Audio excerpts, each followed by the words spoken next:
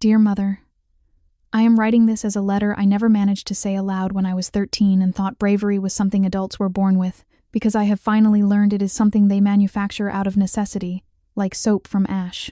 When people in our village speak about you, they always choose the same verbs: endured, fought, refused, as if your life were a list of actions without a heartbeat. They forget you had a voice that used to sing while you worked, and that the singing stopped only when the air became too crowded with other people's demands. I want to put the heartbeat back on the page. I want to record what it looked like from my side of the table, under the weak yellow bulb, when Father asked for a son as if it were a receipt he had misplaced and wanted you to reprint. I remember the smell of the house on the night everything split. Damp straw, kerosene, rice that had been cooked twice to stretch it, and the bitter cigarette smoke that clung to Father's sleeves. You sat at the sewing machine you didn't own. Grandmother said it belonged to the family, which meant it belonged to her, and you were patching my school shirt where the elbow had torn. Father stood behind you, waiting for your hands to pause so he could claim the moment.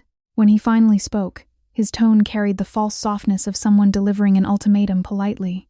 Lynn, the doctor said you shouldn't, but doctors always say the worst. In our clan, every branch has a boy. How can I face the ancestral hall if I have only a daughter? You didn't turn around. You tightened the thread, and the needle trembled as if it felt anger before you did. Then you pushed the needle into his arm, not hard enough to injure, just enough to make him understand the pain he was asking you to swallow. He cursed, slapped the air, and accused you of losing your mind. You looked at the small red bead on his skin and said, calm and cold, "Does that hurt? When I gave birth to I hurt 1,000 times worse." And the doctor pulled me back with both hands because I was already slipping away. If I go again, there may not be a second rescue. Are you asking me to gamble 2 lives so you can carry incense? Grandmother heard every word through the paper-thin wall, and the next day she performed her favorite punishment: righteous starvation.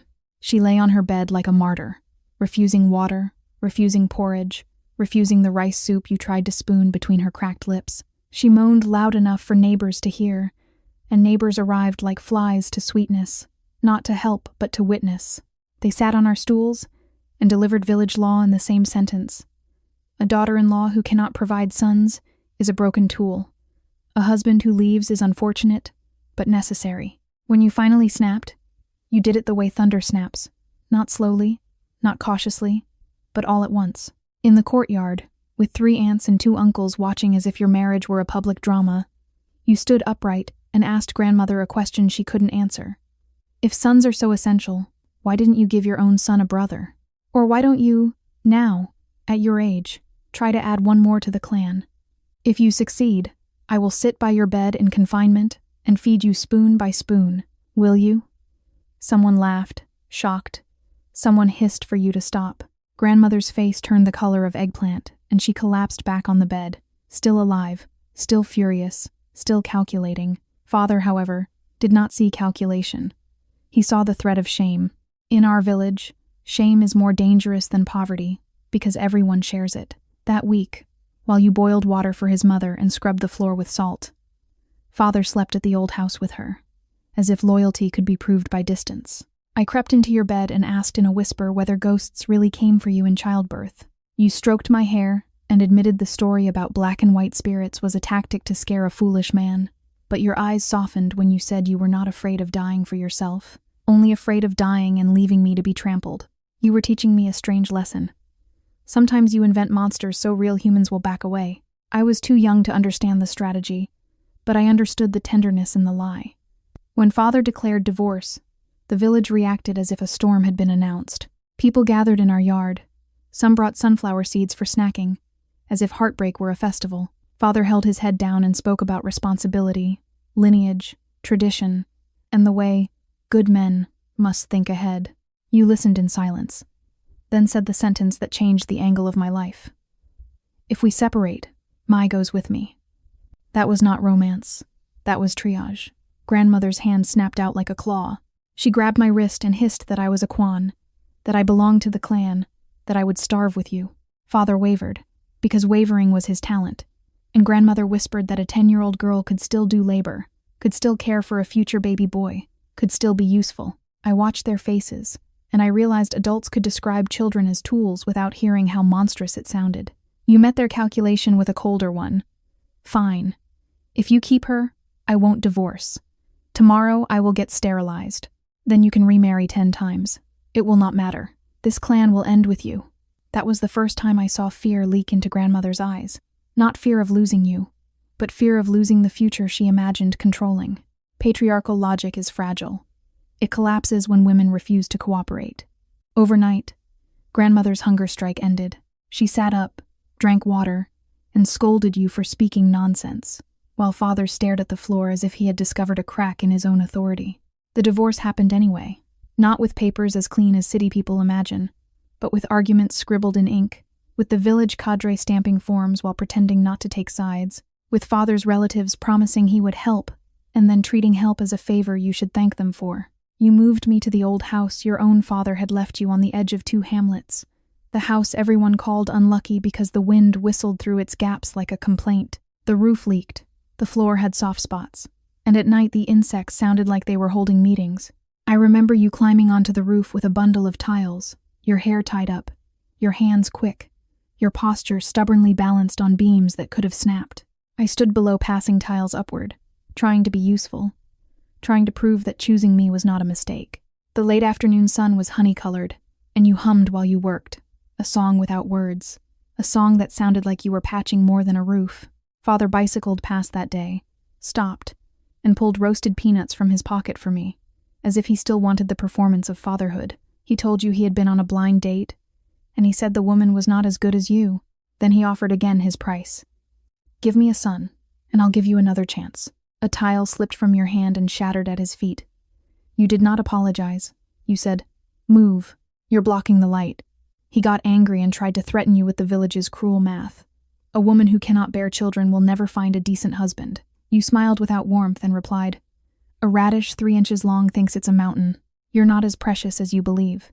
I didn't understand the proverb then, but I understood father's face turning red, and the way he left like someone whose pride had been cut. Hunger came in small humiliations. We ate pickled vegetables that burned my tongue with salt and rice that had insects floating in it no matter how carefully you washed. You plucked them out, poured hot tea over the bowl, and told me to eat anyway. When a snake slid beneath our bed one night, I screamed. You were afraid too, I could see it in your shaking wrists, yet you grabbed a drying fork and cursed the snake like an enemy soldier. "If you want to die, try me," you spat, because the only meat we had seen in days was a neighbor's wedding feast we couldn't afford to attend. In the end, you didn't kill the snake. You trapped it and traded it in town for a bottle of oil and a few slices of pork. You never let me romanticize poverty. You made it practical, survivable, and therefore temporary. The village kept offering you marriages like traps. Men with grown sons said you wouldn't need to give birth again, which sounded like kindness until you heard the unspoken meaning. They needed a free caretaker. You refused them all. People called you stubborn, difficult, arrogant, as if dignity were a personality flaw. Drunk men sometimes knocked at our door at night and made jokes about a divorced woman being lonely. You answered by throwing a chamber pot of foul water into their faces and shouting insults so loud the whole lane woke up. After that, no one knocked again. They didn't respect your status, but they respected your ability to make a scene. And in a village, that is a kind of power. In 6th grade, my school chose me for a Children's Day speech competition in town. I was proud until I looked at my shoes. They were too small and the sides had split. I asked father, timidly, whether he could buy me a new pair for the stage. He nodded, guilty, then forgot. That same week, his new wife's daughter strutted past in brand new white sneakers and announced proudly, "Dad bought these." I felt the old confusion rise. He was my father too, wasn't he? That night I walked to father's door, trying to gather courage from my own hunger. His new wife answered with a smirk and shouted loud enough for neighbors to hear that you were shameless for sending your daughter to beg money from her man. She offered to buy you shoes as well, dripping sarcasm like syrup. I stood there burning, my fists clenched, my eyes wet, while her daughter said, "He's my dad, not yours." The sentence hit like a slap. In that moment, I understood that blood is not a guarantee, and that people can erase you simply by living louder than you. I ran home. You were so angry, you almost hit me. Not because you wanted to hurt me, but because you were terrified of losing me to the same illusion that had trapped you. You shouted that if I loved him so much, I should go live with him. Then you broke. and your shoulders shook as you stitched my torn shoes with red thread under a dim lamp. I cried too, because children often cry when adults reveal their own fear. After a long time, you wiped my face and said, softly, I can't keep living like this. I have to make it so you can wear shoes that fit, so you can buy practice books, so you can stand on any stage without begging permission. The next morning you went to the county seat before dawn and returned with a plan that sounded absurd in our lane. You would sell tofu pudding from a cart. The investment was small, you said, and your hands already knew how to coax soybeans into silk. The neighbors laughed. Grandmother laughed loudest, predicting inspectors would confiscate the tricycle you borrowed from your brother. You ignored them with the calm of someone who has been mocked too often to take it personally. For a week, you pushed your cart through streets that smelled of exhaust and fried dough, calling out your product through a cheap speaker that made your voice sound like it belonged to someone else. Customers were few. The tofu went unsold. You came home exhausted and still sat at the table making notes, where foot traffic gathered, what time students left school, what flavors people preferred. You changed the recipe. You added savory toppings, chili oil, scallions, crispy shallots, so the smell itself could advertise. You parked near a busy private middle school and offered bowls that were cheap, warm, and slightly addictive. Students lined up like migrating birds. Within 2 weeks, your single barrel became 2, then 3. When my aunt from your brother's family came to help, you bought her a new dress without complaint, because you understood that generosity can recruit allies faster than argument. When you began earning, you bought me the things I had once been ashamed to ask for. Thick exercise books, a sturdy backpack, and, on Children's Day, a pair of glittering white shoes with a bow. You arrived at the auditorium, sweating, your shirt spotted with soy water, your hair stuck to your temples, and you knelt to put the shoes on my feet as if you were crowning me. I whispered that you should have bought a larger size so I could wear them next year. You laughed and said, "Wear them comfortably. Next year I'll buy you another pair." That sentence was more radical than any speech I gave on stage. It said the future was not a one-time bargain. It could be renewed. When you told me you wanted me to attend university, I asked the question every girl in our hamlet was trained to ask, "Do girls need that?" The older women said no. They said girls were loans you paid out to other families. They said education was like watering a neighbor's garden. You looked at me as if the idea insulted your intelligence. "Girls need it more," you said. "If you don't have money and you don't have education, you end up trapped, believing the only way to survive is to attach yourself to a man's temper. I will not raise you to be a parasite. I will raise you to choose." The village hated hearing women speak about choice. They preferred the word fate. When your cart made money, Father's new wife grew jealous and bought her own tricycle, selling the same tofu along the same route, undercutting your prices with flavorless bowls. Others copied too. Suddenly the street was flooded with tofu carts, and cheap competition swallowed your profits. Your face grew thinner, your eyes darkened. Grandmother celebrated your struggle like it was entertainment. Father told you, smugly, that you would have been better off with him. You didn't scream, you didn't beg, you pivoted, which is a kind of genius people rarely name. You quit tofu and began planning a small canteen in a district called Lantern Bend, a place half rural and half urban, so empty people joked that even ghosts avoided it. Everyone said it was madness. Your brother asked who would buy meals there. Grandmother gloated that you were finally going to drown in debt. You mortgaged the old house anyway. I remember the sound of the bank contract being stamped thud, thud like a judge's gavel. That stamp said, "If you fail, we lose shelter." You smiled gently at my fear and said, "Life is a series of wagers. You don't win by hiding, you win by choosing where to stand." Your canteen opened with a painted sign and empty tables. For days, no customers came.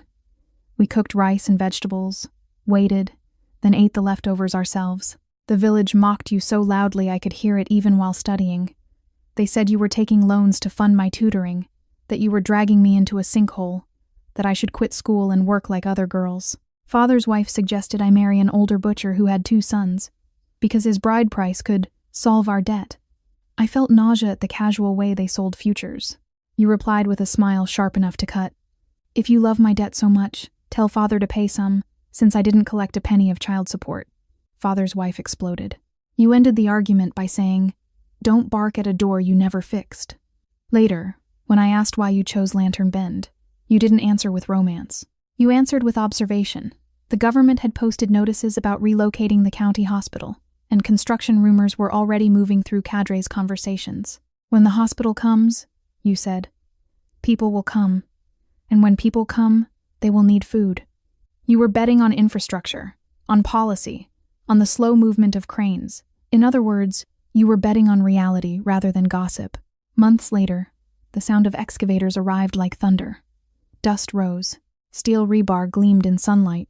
Construction workers began appearing, hungry at noon, impatient at night. They came to our canteen because it was the only place within walking distance. Your empty tables filled. Your debt began to shrink. The village, which had laughed at you, suddenly began acting as if they had always predicted your success. That is how villages protect their egos. They rewrite their own memories. The same year, I sat for the entrance exam to the private high school in town, an exam so competitive that rich families hired tutors for months. We could afford tutoring only in short bursts, and even those bursts required you to sell vegetables from our garden on the side. On the morning of the test, our tricycle tire burst halfway there. The sky was dark, the road was muddy, and the clock kept moving like it enjoyed our panic. I told you to give up, to let me take the ordinary exam instead, because I was afraid of watching you beg. You grabbed my wrist and dragged me forward, running in slippers, hair loose, breathing hard. A man on a motorbike hauling pigs finally stopped and drove us toward the school. We arrived 5 minutes late, and the guard refused entry. You pulled out 2 packs of cigarettes not as a bribe, but as a crude currency you knew the man respected, and pleaded with a parent's logic that outwitted rules.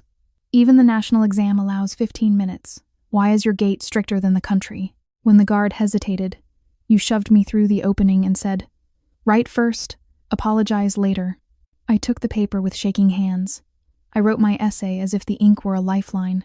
I left some questions unfinished, but I did not leave the room. That day I learned a second lesson about bravery. It sometimes looks like breaking a rule to prevent a larger injustice. When the results came, the village had already prepared its laughter, certain I had failed. They were gathered in our lane, quoting your debt and my lateness like evidence. You rang the tricycle bell and stopped among them with a calm smile, then held up the acceptance notice. The laughter froze midair. I saw grandmother's mouth open and close like a fish, unable to choose between anger and disbelief. I watched father's wife's eyes dart away, embarrassed by her earlier certainty. In that silence, I felt something inside me loosen. A knot I had carried since the day I was told I was only a daughter. Years later, when I left for university, you did not cry in public. You never liked giving the village the satisfaction of seeing your softness. You packed my bag with roasted peanuts, a spool of red thread, and a small compass you said belonged to your father. Peanuts for the road, thread for repairs, compass for when you doubt your direction, you said. Your hands moved quickly, pretending the packing was just another chore. Only when I stepped onto the bus did your eyes shine. I waved through the dirty window until the lane became a thin line in the distance. In the city, I learned new words for old things: misogyny, stigma, structural poverty, generational trauma. The words explained but did not soothe. What soothed was remembering you standing on a roof, laughing at a man who thought his name made him necessary, remembering you hurling dirty water at night bullies, remembering you kneeling to put shoes on my feet like it was normal to promise next year without fear. I worked part-time in the university cafeteria, then in the library, then tutoring younger students, because I had learned from you that independence is built from small, consistent acts, not sudden miracles. Every time I earned a little, I sent some home. Not as repayment, how could I repay a life, but as a way of telling you I had become the future you wagered for. When the hospital finally opened at Lantern Bend, you called me, voice bright, to say the canteen's sign was now surrounded by ambulances, and you joked that if grandmother wanted a grandson so badly, she could come eat our spicy noodles and pretend the steam was incense smoke. I laughed so hard my classmates looked over. In that laughter, I realized the question of father and sons had shrunk. It had become background noise behind the larger truth. You and I had built a life where our worth did not depend on a male heir.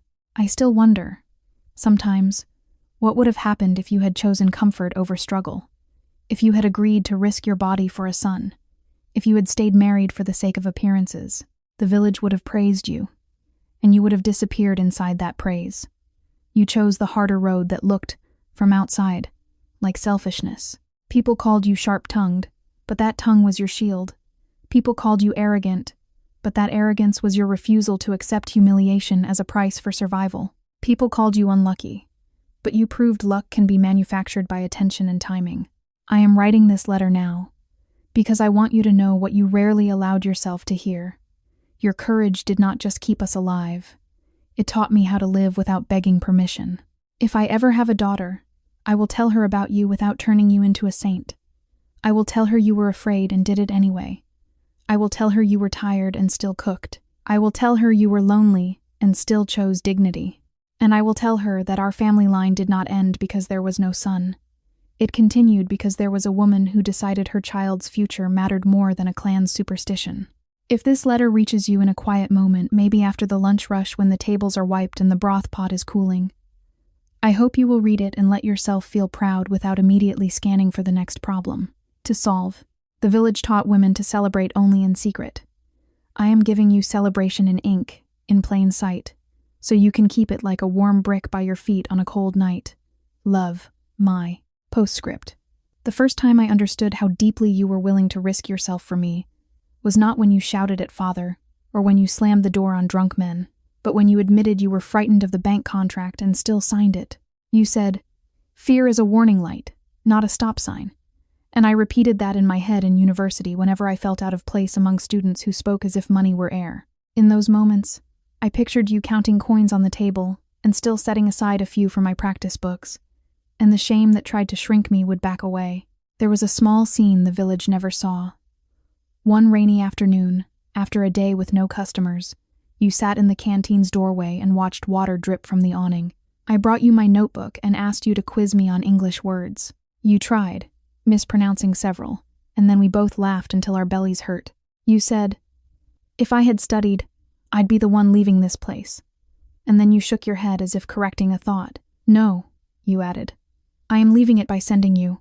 That sentence carried more ambition than any slogan on a classroom wall. When father later tried to return, exhausted by his new wife's noise and cruelty, he came like a traveler begging for a familiar room. He said you were still the best, that you should start again, that he had realized his mistake. You didn't scream. You tossed his wedding invitation back at him and said, politely, "Too late. Next month I'm busy." He didn't understand. Men like him think regret is a key that opens any door. You taught him regret is just another sound, and doors can stay closed. In my first semester away, I visited a museum and saw a display about silk production. It described how cocoons are boiled so the thread can be pulled in a single strand. I stared at the glass case and thought about you, about how the village tried to boil you in shame and tradition, and how you refused to break. You turned the heat into thread. You spun it into a rope I climbed. The metaphor felt too neat, yet it was the closest my mind could get to honoring what you did without simplifying it into sacrifice. I once asked you whether you ever missed being a wife, whether you missed the idea of having someone else to share burdens. You answered honestly, "Sometimes I miss the fantasy. I don't miss the reality." Then you looked at me and said, "If you marry someone who loves your mind, not someone who measures your womb." I wrote that down because it was a rule worth keeping.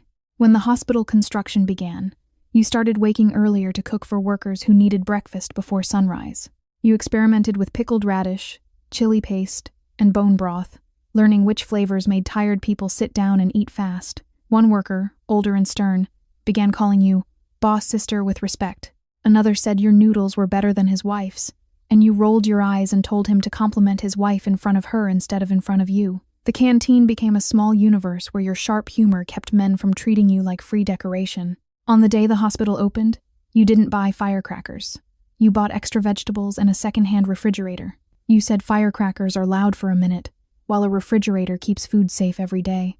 That practicality, the way you preferred lasting usefulness over display, was the same practicality that had saved us from superstition. At university, I volunteered to teach girls from rural areas who had dropped out. One girl asked me if studying was worth it when everyone told her she would marry anyway. I told her a story about a woman who sold tofu, then opened a canteen in an empty district because she read the map of the future better than the men who mocked her. The girl smiled shyly and asked if that woman was my mother. I said yes, and the girl's eyes brightened, as if she had been handed proof that a different life was not a rumor. If I could rewrite one moment, I would return to the night you stitched my shoes after father's wife humiliated us. I would sit beside you and say, I'm not ashamed of us. I did not have those words then. Children often confuse scarcity with disgrace. I learned later that disgrace belongs to those who mock someone else's struggle, not to the person struggling. I'm writing it now, late, but still true. The village eventually began copying you again, opening small eateries near the hospital, selling rice plates, fried dough, and sweet drinks. Some of them tried to undercut your prices. You didn't panic. You said, "Let them come." A market means people exist here now. You adjusted your menu, improved your broth, and treated competition as weather. That was another kind of courage. Not reacting with bitterness when your idea proved valuable, but continuing to refine it. Sometimes, in dreams, I walk back into the old house on the boundary between hamlets. The roof is repaired, the floor is solid, the walls hold warmth. In the dream, you are humming again. I know dreams are not plans, but they are instructions. They tell me what I want to build. A home that doesn't leak, a life that doesn't require begging, a future where daughters do not apologize for taking up space. In the city, I practiced speaking without shrinking. I stopped adding just to my requests and stopped laughing to soften my opinions. The first time I refused an unfair group project, my hands shook, but I remembered your hands shaking on the roof and still holding the tile. I told myself trembling is allowed, surrender is optional. One winter break, I returned home and found you had added a second stove. You explained the math with pride. One stove for broth, one for stir-fry. Fewer minutes wasted, more bowls served, lower cost per meal. I realized your intelligence had always been there. It simply lacked a classroom willing to call it intelligence. A nurse from the new hospital became a regular customer and began calling you Sister Lynn. She told you about night shifts, about seeing people at their weakest, and you listened with the compassion of someone who understands fragility without worshiping it. Later you told me, kindness is not submission, and I carried that sentence like a talisman. When classmates in university complained that their parents were too strict about which laptop to buy, I felt a sting of envy and then a burst of gratitude. Their problems were real, but mine had been shaped by different tools. I had learned to study beside a boiling pot, to focus while debts hovered, to keep my future in view even when the present tasted like salt. I met a professor who grew up in a mountain village and said poverty gives you two gifts, urgency and improvisation. I thought of you selling garden greens beside the canteen, turning leftovers into staff meals, writing tiny expense ledgers on the back of old calendars. Your life was an entire curriculum in improvisation. Once, Father tried to call me after I began earning scholarships. His voice sounded gentle, but it carried the same old bargaining. He hinted that I should visit grandmother more, that a good child respects the clan. I answered politely, and then sent my train ticket money to you instead, because respect without accountability is merely a performance. I learned to cook from you even when you were too busy to teach. I watched how you tasted broth, adjusted salt, and waited for fragrance before calling it done. In my tiny dorm kitchen, I copied the ritual, and the smell made strangers smile. I realized food can be a bridge. You had used that bridge to cross an empty district into stability. When a younger student asked how to study for exams without a quiet home, I told her about your canteen's back table, the one you reserved for me with an unspoken sign. This seat is future, I said. You don't need silence to study. You need determination, and one person who believes your effort will matter. On my graduation day, I watched parents line up with bouquets. I didn't have money for flowers, so I bought you a sturdy pair of kitchen shoes with thick soles. You laughed and said they were unromantic. I said, they are exactly romantic, because they protect you while you build us. Even now, when I hear the word son used like a medal, I feel an old bitterness rise, but it doesn't rule me anymore. You taught me that the world's bad rules can be challenged by ordinary steps. One refusal, one loan signed with open eyes, one bowl sold to one hungry worker, one girl sent to school despite a village's laughter. City life made me rehearse confidence until it finally stopped feeling like costume. I learned to ask plainly, without padding my needs with apology words. In my first lopsided group assignment, I said no and remembered you balancing on beams with steady hands. I kept repeating to myself that fear could come along, but it was not allowed to steer. That winter visit home, I saw you'd added another burner so the line of bowls could move faster.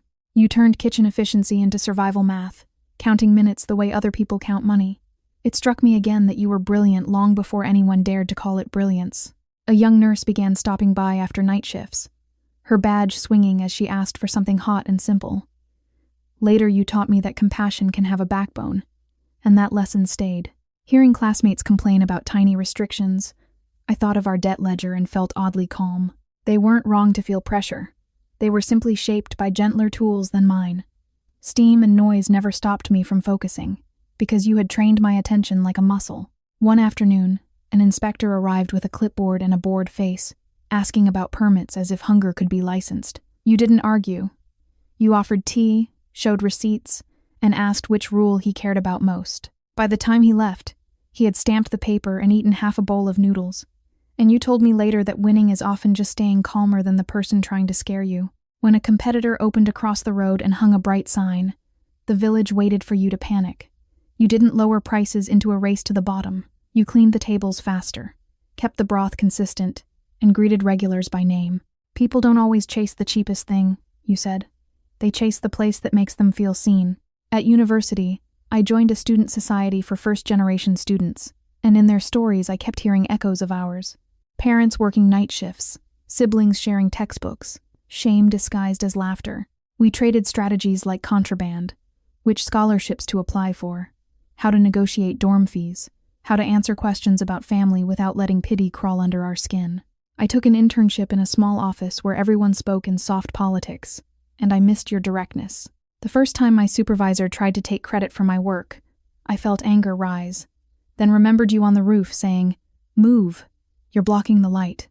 I didn't quote you, but I adopted the spirit, and I learned to claim my work without apology. That summer, I sent you my first real paycheck. You called and scolded me for sending too much, then admitted you had already set it aside for a new refrigerator gasket and a better fan for the kitchen.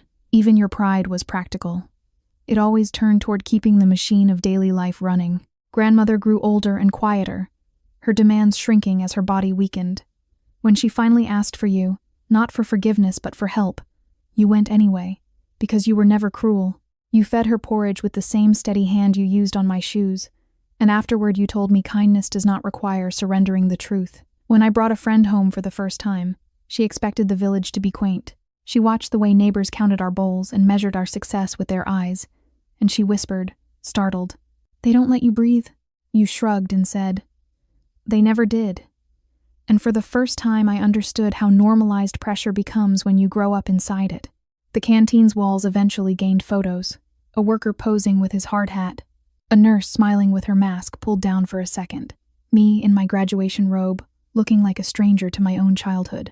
You didn't hang the photos for decoration. You hung them like proof, as if you were building an evidence board against anyone who still believed daughters lead to ruin. One night, when business was slow, you told me about your own mother, a woman who never learned to read but could sense storms hours before they arrived. You said you inherited her instincts, and maybe I inherited yours, and I wondered whether our family's true lineage was not sons but women passing down ways to survive. After graduation, I received a job offer in another city. I called you, nervous that leaving would feel like abandonment. You laughed and said, "I didn't fight the village just to keep you nearby." Then you added, softer, "Go, I have built my life here. Now build yours there." When I rented my first apartment, the landlord tried to charge extra fees that weren't in the contract. I thought of you reading notices about hospital relocation, recognizing opportunity in dull paperwork. I read my own contract carefully, refused the fees, and watched the landlord back down as if surprised that a young woman could be stubborn on paper.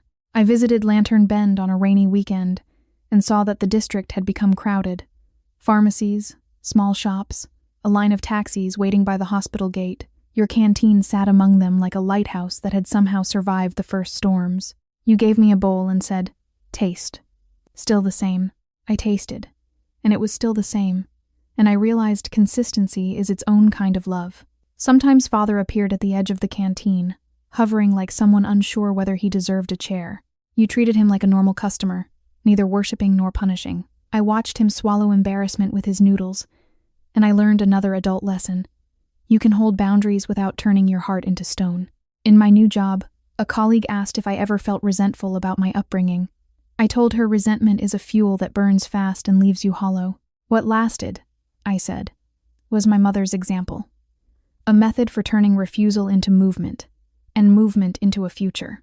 When I sent you a photo of my office badge, you replied with a picture of your hands holding a ladle, and you wrote, "Different uniforms, same work." That message made me laugh, then made me cry, because it reminded me that dignity isn't tied to a title. It's tied to how you stand inside your choices. There are nights when I still dream of the old leaking house, the one the village called unlucky. In the dream, the roof is solid and the wind is quiet, and you are sitting at the table with a ledger and a cup of tea, not fighting, not pleading, simply existing. I wake up with the odd certainty that peace is a destination, and we are allowed to arrive.